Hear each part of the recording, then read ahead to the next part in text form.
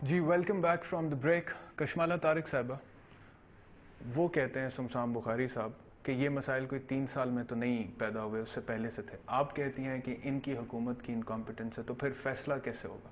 देखिए, एक तो 3 साल नहीं, अब 4 साल होने को आ गए हैं। एक आध महीने में 4 साल हो जाएंगे। तो चौथा साल दुनिया सारी में इलेक्शन ईयर होता है। चौथे साल में तो लोग अकाउंटेबिलिटी अपनी जवाब देके और वापस कंस्टिट्यूएंट्स के पास जा रहे होते हैं अगले इलेक्शन के लिए। तो एक टाइम फ्रेम, और बल्कि आपको ये पता होगा कि बहुत सारे ममालिक में इलेक्टेबिलिटी इशू ही 4 साल का होता है। आपका जो पीरियड होता है वो 4 साल में आप वापस चले जाते हैं। तो हमारे यहाँ तो एडवांटेज है 5 साल का है। देखिए, आवाम जो सड़कों पे निकल रही है, जो रो रही है, जो जॉबलेसनेस हो रही है, अनएम्प्लॉयमेंट हो रही है, हमारी बिजली गायब हो चुकी हुई है।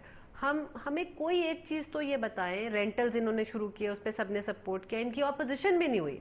वह मतलब द बेस्ट थिंग इज कि पूरे 3.5 साल जितनी पार्लियामेंट बैठी, उन्होंने कहा कि जमहूरियत को कायम रखना है और मुफाहमत की पॉलिसी चलनी है। तो हमने कोई स्ट्रॉन्ग अपोजिशन भी नहीं देखी, और लोग मानते हैं बाकी पार्टीज भी।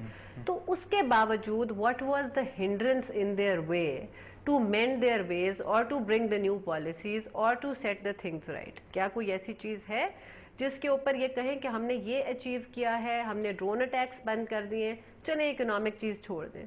आप एपीसी मुझे बताएं जिसके ऊपर सबने बैठ के फिर गवर्नमेंट को सपोर्ट की in the national interest vis a vis America.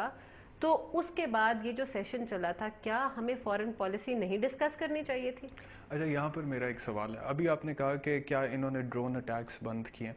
अब ये भी सबको पता है कि ड्रोन अटैक्स आपके दौरे हुकूमत में शुरू हुए थे। ये और बात है कि तब उनकी जो शरह थी वो काफ़ी कम थी, अब बहुत ज़्यादा ड्रोन अटैक्स होते हैं। लेकिन हमें ये समझ नहीं आती है कि जब भी एक नई हुकूमत आती है, इलेक्शंस होते हैं, तो हमें लगता है कि सिर्फ शायद किरदार बदल गए हैं, पॉलिसी का वही तसलसल चलता है। बिल्कुल। पहले आप लोग जो बात कर रहे थे उसकी मुखालफत ये करते थे और उसकी बुनियाद पर पॉइंट स्कोरिंग करते थे। सीट बदल गई है, अब ये वहां आ गए। बिल्कुल, आप दुरुस्त कह रहे हैं। मैं खुद ये महसूस करती हूँ।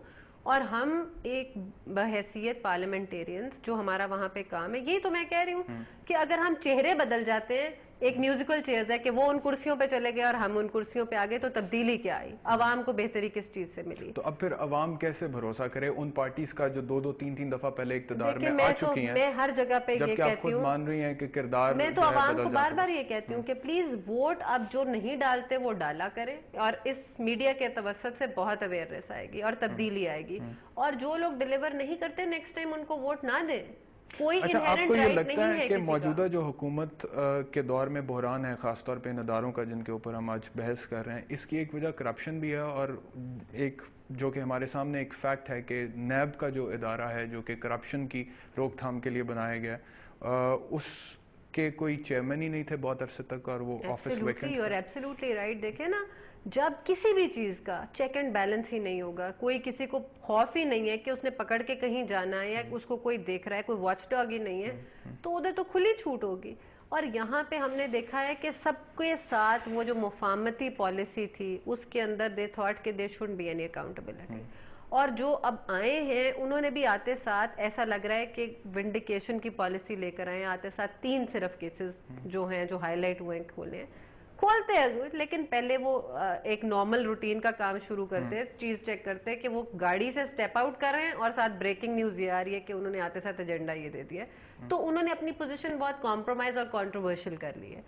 तो मेरी ये कहना है कि ये इदारे अबव पॉलिटिकल इंक्लिनेशंस होने चाहिए। अगर आपका कोलिशन हो जाता है पीएमएल-एन के साथ, जिस तरह से खबरें चल रही हैं इस वक्त, तो आप क्या समझती हैं कि आने वाले वक्त में अगर आपकी पार्टी पीएमएल-एन के साथ इक्तदार में आती है तो अवाम के मसाइल हल हो जाएंगे? देखिए, इट्स नॉट ओनली पीएमएल-एन। हम तो एक, जिस तरह आईजीआई का भी प्लेटफॉर्म है, कि बाकी पार्टीज को भी दावत देते हैं कि सारे इकट्ठे हों, क्योंकि it's all number game.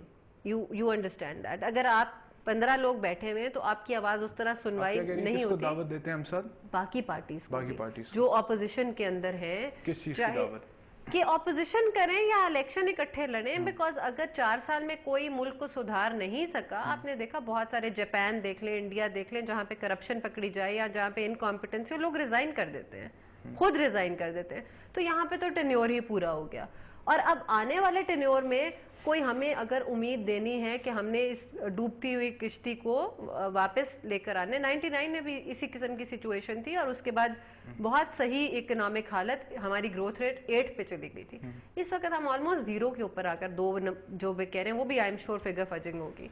So what we are saying is कि सारे इकट्ठे खड़े हों, अपनी जातियात से और पर्सनल कॉम्प्रोमाइज से मुल्क को मुफाद के लिए हम thank you so much Kashmala Tariq साहिबा for coming to the show. दीगर जो मेरे मेहमान हैं आज के प्रोग्राम में उनका भी शुक्रिया अदा करूंगा। नाजरीन, आज के प्रोग्राम में हमने बात की कि हमारे कौमी इदारे जो बहरान का शिकार हैं उनको किस तरह से इस बहरान से बाहर निकाला जा सकता है। सजेशंस आपने सुने।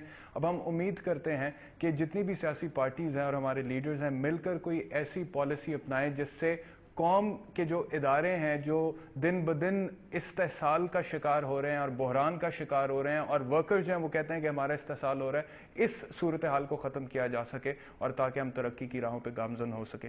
अगले प्रोग्राम तक के लिए मुझे इजाज़त दीजिए। अल्लाह हाफ़िज़।